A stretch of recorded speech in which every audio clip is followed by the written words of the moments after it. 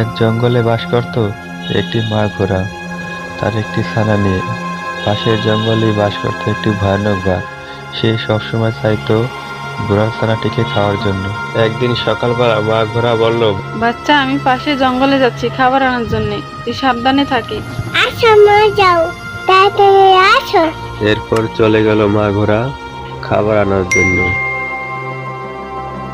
এরপর মা ঘোড়া চলে এলো পাশের জঙ্গলে।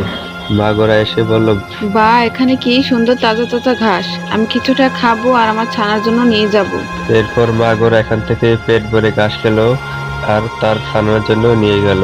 ছানা, মা তোর জন্য ঘাস এনেছে, আয় খেয়ে নে, তাজা ঘাস, পেট ভরে খা। এভাবেই ঘোড়া ও তার ছানা দিনকাল ভালোই কাটতেছিল।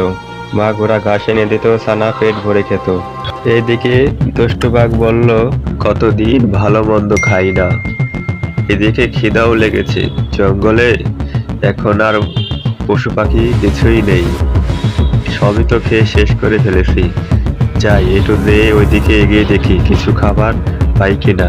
এভাবে দুষ্টু বাঘ বেরিয়ে পড়লো তার শিকারের খোঁজে।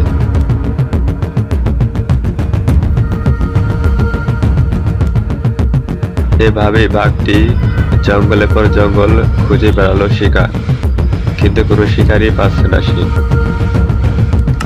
না, পুরো জঙ্গল খুঁজে তন্ন তন্ন করলাম, কোনোখানে শিকার পেলাম না। যাই একটু এগিয়ে দেখি। এই বলে বাঘটি এগোতে লাগলো। কিছু দূর এগোতেই সে চলে গেল ঘোড়াটির পাশের এলাকায়। কিছু দূর যেতেই সে ঘোড়াটির বাড়ির সামনে চলে গেল। এরপরে বাঘটি দেখতে পেল ঘোড়ার ছানাটিকে। বাঘটি গর্জন করতে লাগলো। বাঘটি বলল, এই তো আমি পেয়েছি শিকার, এখন আমি তোকে নিয়ে খাবো। আজকে আমি তোকে নিয়ে আমার ডিনার করব।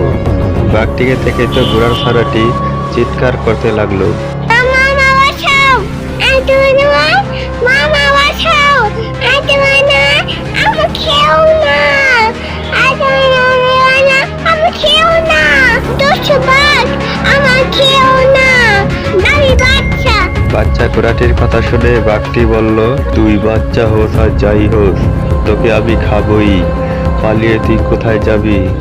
বাঘের কথা শুনে ঘোড়ার ছানাটি ভয়ে পালাতে লাগলো। এরপরে বাঘটি বলে উঠলো, দাঁড়া, তুই পালিয়ে কই যাবি?